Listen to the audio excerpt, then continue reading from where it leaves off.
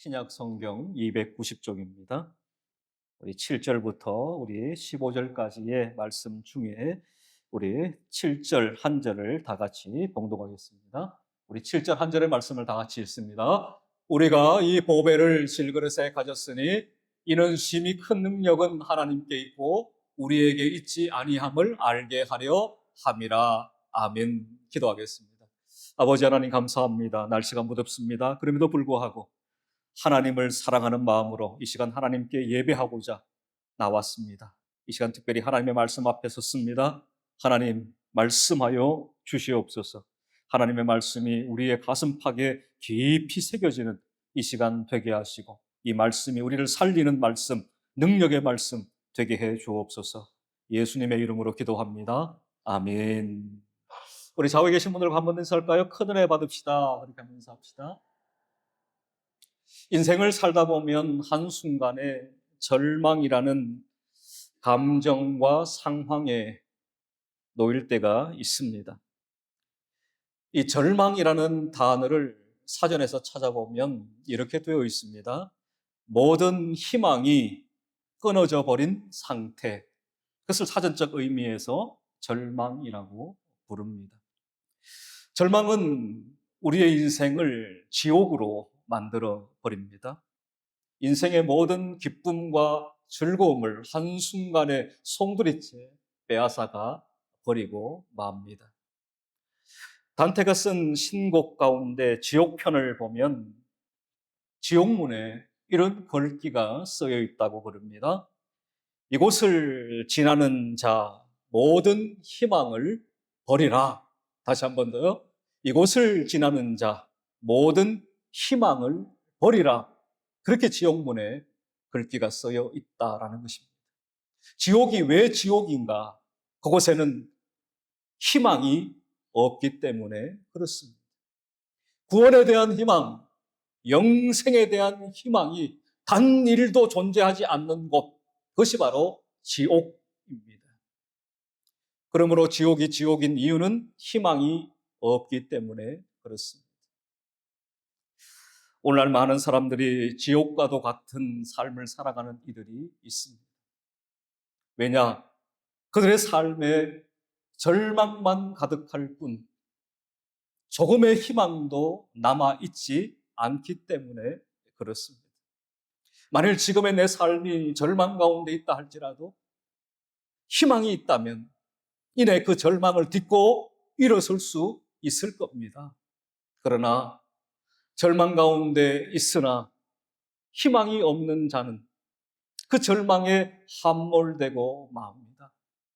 그리고 기쁨도 즐거움도 온전히 빼앗겨 버린 채 살아갈 수밖에 없습니다. 그것이 또한 지옥이라고 말할 수 있을 겁니다. 우리는 오늘 하나님의 말씀을 통해 절망 가운데 어떻게 다시 희망을 가지고 일어설 수 있을지 은혜를 나누고자 합니다. 야시라는 사람이 있습니다. 그 사람이 이런 글을 썼습니다. 사람이 절망감을 느끼는 4가지 이유가 있다라고 했습니다. 그 첫 번째 절망감을 느끼는 이유는 사람들이 어떤 목표를 세워서 열심히 수고를 했지만 그 일에 대해 어떤 성과도 얻지 못했을 때 사람은 절망감을 느낀다는 거예요. 두 번째는 현재 자신에게 주어진 상황이 그 어떤 것도 시작할 수 없을 정도로 답답할 때 절망감을 느낍니다. 그리고 세 번째는 소망이 더디 이루어짐으로 중도에 포기하고자 하는 마음이 일어날 때 절망감을 느낀다고 그래요. 마지막 4번째입니다. 자신이 수고한 일에 대해 정당한 대가가 주어지지 않을 때에 사람은 절망감을 느낀다고 말합니다. 성도들도 이 땅을 살아가면서 때때로 이러한 절망감에 휩싸일 때가 있습니다. 이럴 때마다 우리는 다시금 하나님의 말씀으로 돌아가 하나님의 말씀을 펼쳐서 어떻게 절망 가운데 다시금 포기하지 않고 승리할 수 있을까에 대한 방법을 찾아야만 하는 것입니다. 세상에서 그 방법을 찾는 것이 아니라 하나님의 말씀 속에서 우리는 그 방법을 찾아내어야 하는 것입니다. 오늘 우리는 사도 바울을 통해서 이러한 절망 가운데 있는 자가 소망을 가지고 다시금 승리하는 자가 되는 방법을 배우고자 합니다. 성도가 절망을 이기는 방법은 한번 따라할까요? 자기의 연약함을 인정하라. 자기 자신의 연약함을 인정해야만 하는 것입니다. 7절로 갑니다. 우리가 이 보배를 질그릇에 가졌으니 이는 심히 큰 능력은 하나님께 있고 우리에게 있지 아니함을 알게 하려 함이라 말씀합니다.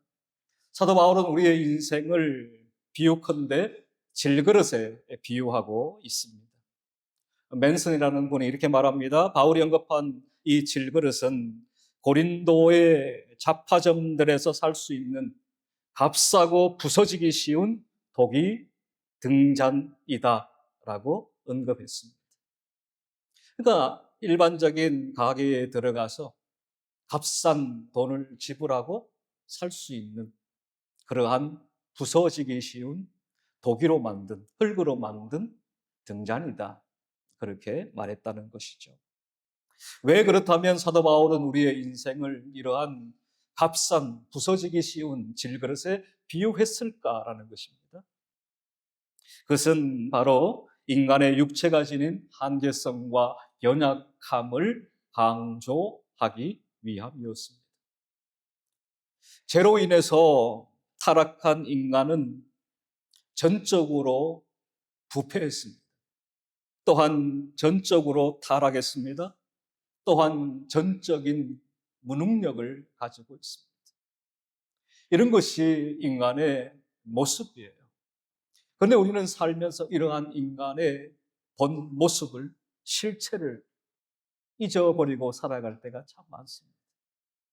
그러한 인생을 향하여 사도 바울은 아니야 너희는 질그릇이야 라고 다시금 일러주고 있는 것입니다.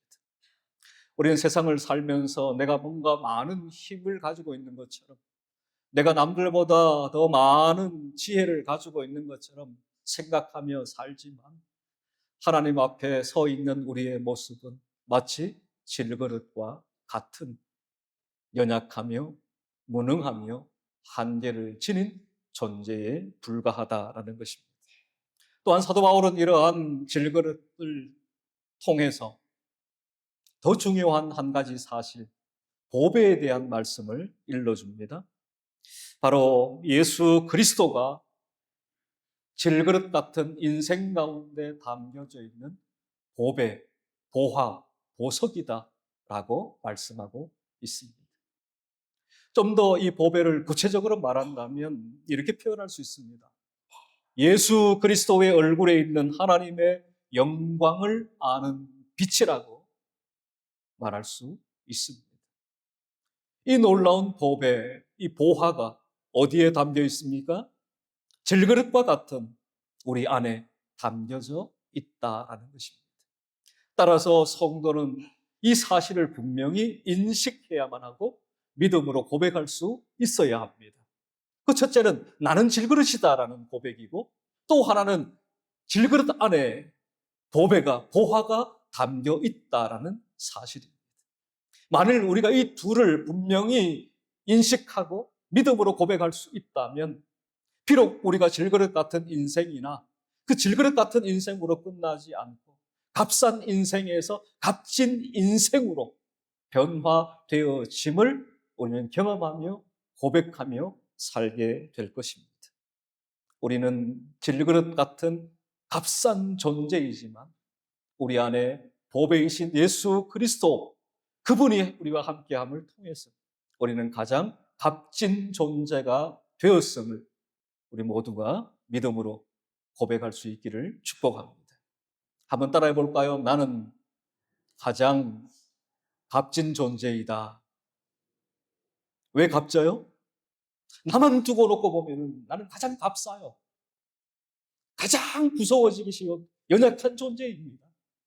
그러나 내 안에 예수 그리스도, 내 안에 예수의 생명, 내 안에 예수의 빛이 있음을 통해서 나는 그 무엇보다 가장 값진 존재가 된 것입니다.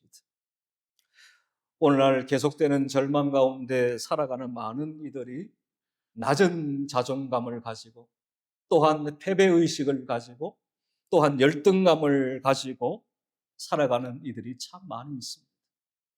그러나 내가 질그릇에 불과하다는 사실을 인식하고, 또한 이어서 질그릇 같은 내 안에 예수 그리스도가 담겨 있음을 우리가 믿는다면, 우리는 이 모든 부정적인 것들로부터 벗어나 하나님이 주시는 그 영광과 기쁨을 누리는 자로 살게 될 줄 믿습니다.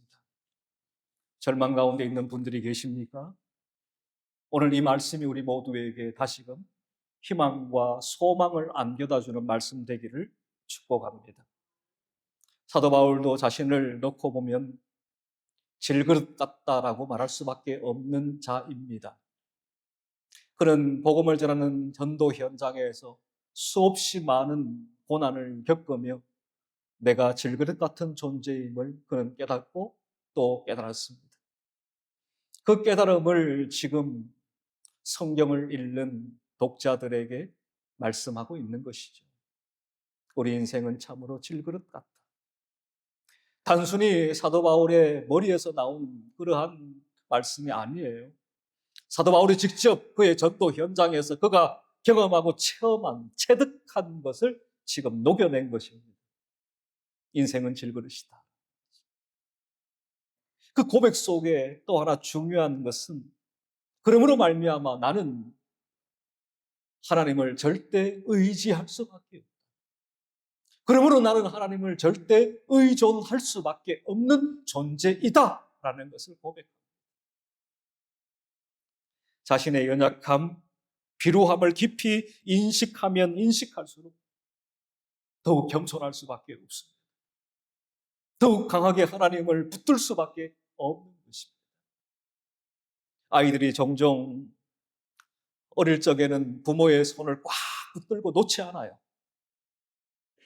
그런데 조금만 크면 부모의 손을 뿌리치고 자기 마음대로 행동하려고 하지요. 아마 자녀들을 키워본 분들은 다 경험하셨을 거예요. 어릴 적에는 어떤 생각을 가지고 있습니까? 내 스스로 내 힘으로 아무것도 할 수 없다라는 생각을 가지고 있어요.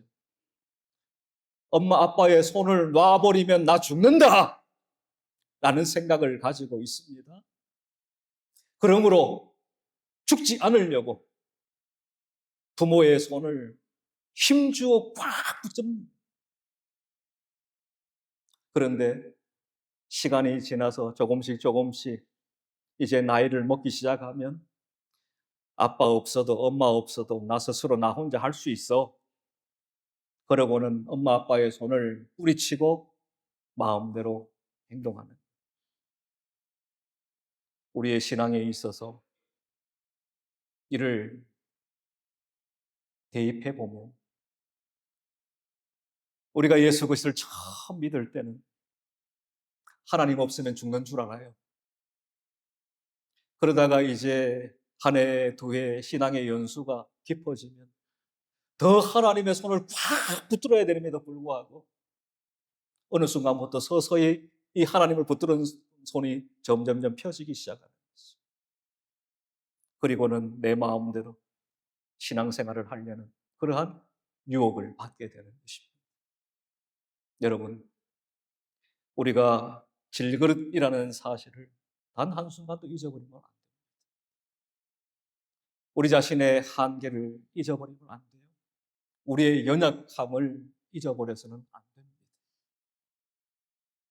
우리 안에 예수의 생명이 있음을, 우리 안에 예수의 빛이 있음을 여러분은 기억하시고, 더 보배 되신 예수 그리스도를, 그 예수 그리스도의 십자가를 굳게 붙드는 주의 사랑하는 백성들 될 수 있기를 바랍니다. 그 방법이 바로 우리를 절망 가운데 소망을, 절망 가운데 희망을 안겨다 줄 것입니다. 사도 바울은 소아시아에서 복음을 전하다가 극심한 환난을 당했습니다. 그 환난은 사도 바울에게 있어서 매우 고통스러운 것이었고 견딜 수 없는 것이었습니다. 그 사도 바울은 이렇게 기록하죠. 고린도후서 1장 8절과 9절입니다. 우리 같이 한번 읽을까요? 형제들아, 시작. 형제들아, 우리가 아시아에서 당한 환난을 너희가 모르기를 원하지 아니하노니 힘에 겹도록 심한 고난을 당하여 살 소망까지 끊어지고 우리는 우리 자신이 사형 선고를 받은 줄 알았으니 라고 말씀합니다. 사도 바울과 그의 일행이 복음을 전하는 가운데 그들이 받았던 그 환난, 그 고난이 얼마나 극심한 것이었는지 사도 바울은 힘에 겹도록 심한 고난을 당했다라고 말합니다. 또한 살 소망까지 끊어져 버릴 정도였다라고 말씀합니다. 그리고 한 번 더 말씀하죠. 우리는 우리 자신이 사형 선고를 받은 줄 알았다. 삶의 모든 소망이 송두리째 다 끊어져 버린 것 같은 그러한 극심한 환난, 고난을 당했다. 이 정도 되면 절망 아닙니까? 이 정도 되면 일어서기가 힘들지 않겠습니까? 야, 이제는 안 돼. 야, 이제는 끝났어. 복음이고 뭐고 이제는 다 끝나버렸어. 안 되는 거야, 안 되는 거야. 그리고 절망 가운데 납작 엎드려 버리지 않겠습니까? 그런데 사도 바울은 그러하지 않습니다. 이 환난, 이 고난이 주는 유익함을 그는 깨닫고 그 유익함을 적어내려 갑니다. 고린도후서 1장 9절입니다. 우리 같이 자막을 보며 읽습니다. 우리는 시작. 우리는 우리 자신이 사형 선고를 받은 줄 알았으니 이는 우리로 자기를 의지하지 말고 오직 죽은 자를 다시 살리시는 하나님만 의지하게 하심이라. 아멘. 맞다. 우리가 사형 선고를 받은 것 같은 그러한 환난, 그러한 고난을 우리는 겪었다. 이건 팩트, 이건 사실이다. 그러나 이 고난, 이 환난을 통해서 우리는 더 놀라운 하나님의 은혜를 경험했다. 우리를 그저 절망 가운데 처박아 놓는 하나님이 아니라 그 절망 가운데 떨어져 있는 우리를 다시금 붙들으시는 하나님, 그리고 우리를 다시금 붙들어 일으켜 세우시는 그 하나님을 사도 바울은 경험했노라 고백하고 있는 것입니다. 죽은 자를 다시 살리시는 하나님만을 의지하게 하십니다. 그들이 복음을 전하면서 하나님을 의지하며 복음을 전했을 겁니다. 그러나 그 고난과 그 환난을 통해서 더욱더 그들은 살아계신 하나님을 경험하게 된 것입니다. 내가 의지할 분이 바로 죽은 자를 다시 살리신 부활의 능력을 가지신 그 하나님이 바로 내가 의지할 분이시다. 사도 바울은 절망 속에 그 하나님을 만나게 된 것입니다. 매 순간 우리는 이 땅을 살아가면서 우리 자신이 질그릇이라는 사실을 발견하며 살아야 합니다. 참나 연약해, 참나 부족해. 그러한 고백을 우리는 되새기며 되뇌이며 살아야만 하는 것입니다. 나의 전적인 무능력을, 나의 전적인 부패와 타락을 십자가 앞에 내어놓고 내가 질그릇임을 날마다 인정하는 삶을 살아야 합니다. 나는 절망 가운데 놓일 수밖에 없는 인생이라는 것을 우리는 고백하며 살아야 합니다. 또한 나를 향하여, 우리를 향하여 절망 가운데 있는 자들을 찾아오셔서 그 절망 가운데 있는 자들을 붙들어 일으켜 세우시는 그 하나님의 손길을 우리는 더욱 의지해야만 하는 것입니다. 나를 향한 시선이 나에게 머물지 않고 이제는 하나님께로 향하는 우리가 되어야 할 줄 믿습니다. 이것은 내가 질그릇이라는 사실을 인정할 때 우리의 시선이 하나님을 향할 수가 있는 것입니다. 내가 연약하다, 내가 부족하다라는 것을 인정할 때 우리의 도움 되신 하나님을 의지하게 되고 소망 삼게 되는 것입니다. 그러므로 절망을 이기는 첫 번째는 나의 연약함을, 나의 질그릇됨을 인정하는 것입니다. 또 하나 성도가 절망을 이기는 두 번째 방법은 우리 한번 따라해 볼까요? 하나님의 도움을 확신하라. 인간에게 절망은 하나님의 기회가 되고 인간의 끝은 하나님의 시작이 됩니다. 하나님께서는 그의 사랑하는 자들이 절망 가운데 놓여 있을 때 외면하거나 방관하지 않으십니다.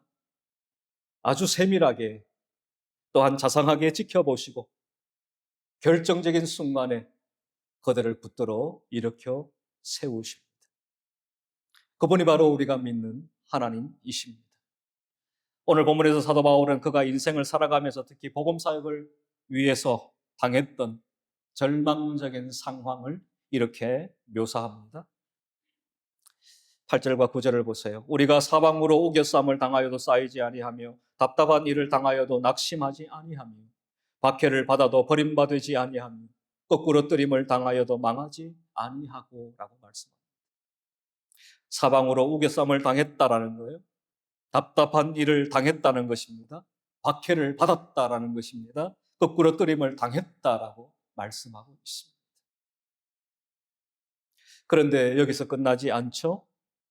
이러한 절망적인 상황을 계속해서 열거해 가면서 마침내 그 모든 절망의 상황을 이겨내었노라고 고백합니다.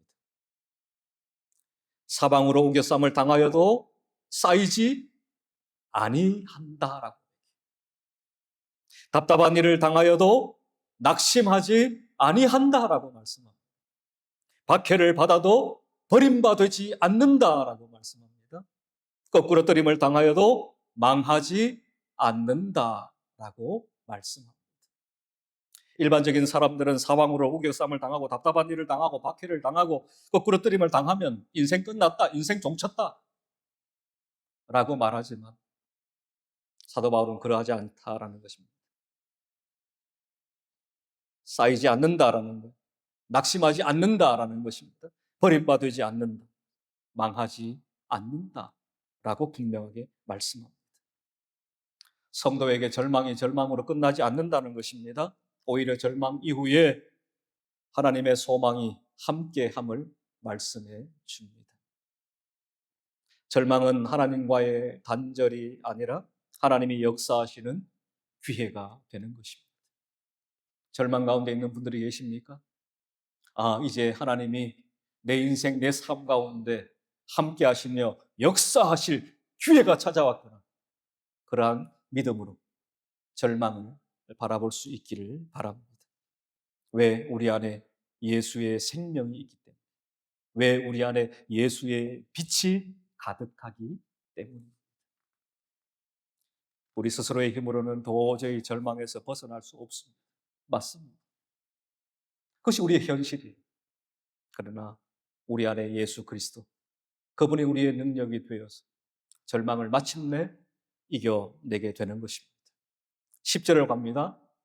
우리가 항상 예수의 죽음을 몸에 짊어지면 예수의 생명이 또한 우리 몸에 나타나게 하려 함이라 말씀합니다. 사도 바울이 날마다 주의 복음을 위해 죽음의 고통에 몸소 참여하는 자가 되었습니다.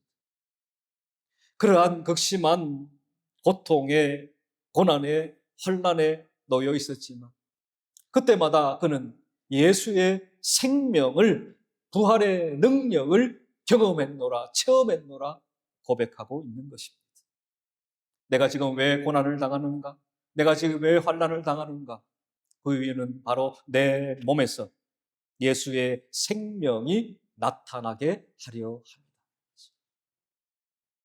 예수의 이 생명, 이 부활의 능력이 복음의 현장 가운데, 특별히 복음을 전하는 가운데 당하는 환난과 고난 그 속에 나타난다라는 것입니다.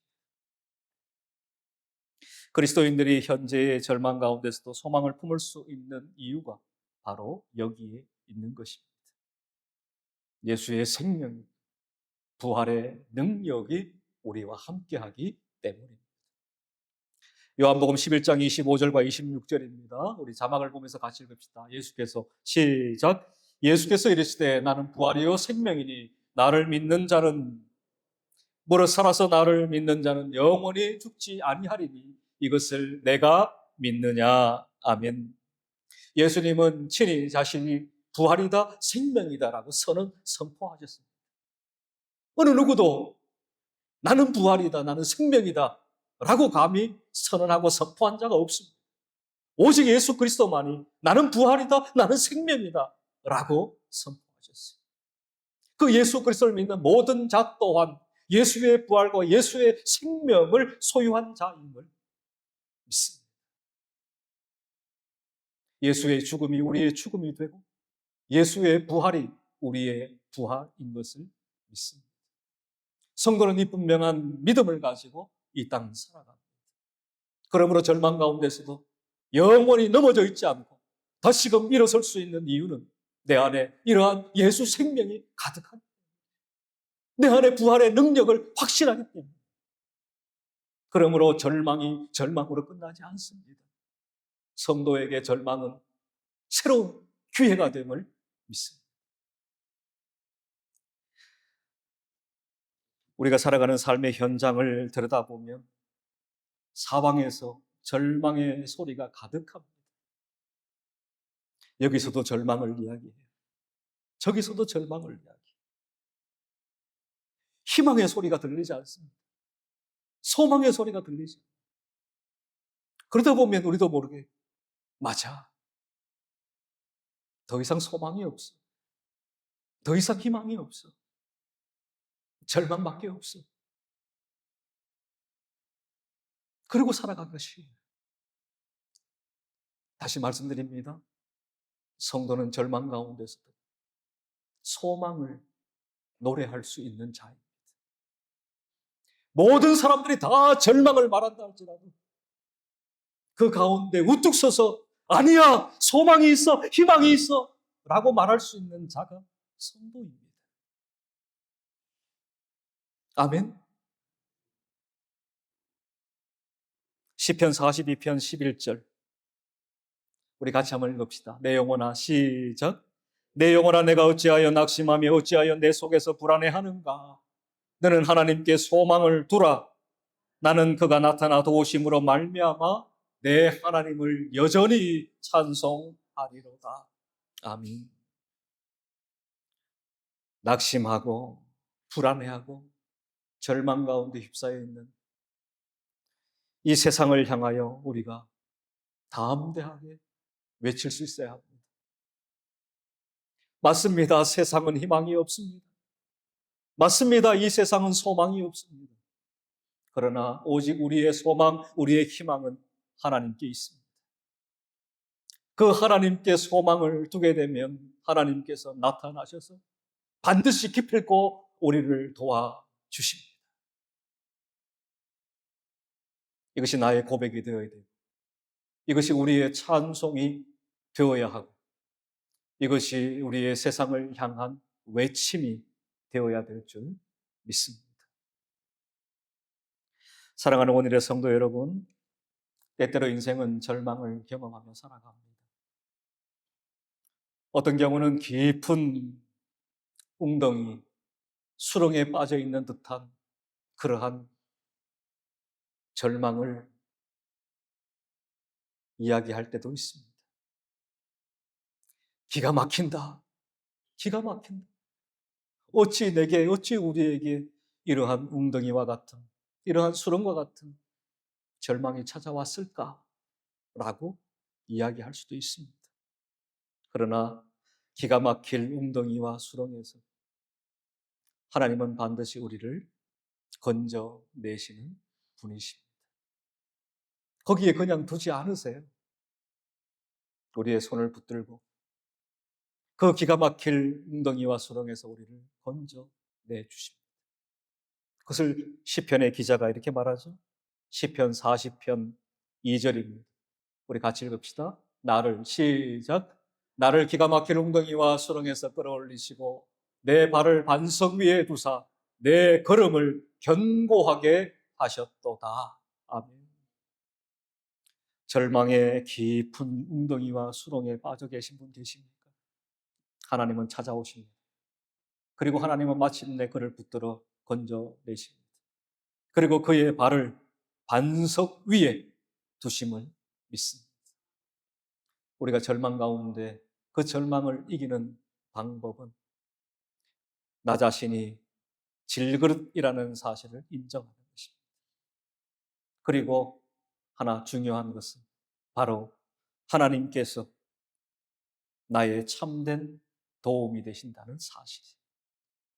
그 하나님을 의지하고 소망하며 살아갈 때 우리는 절망에서 마침내 이기며 승리하는 자가 될 줄 믿습니다.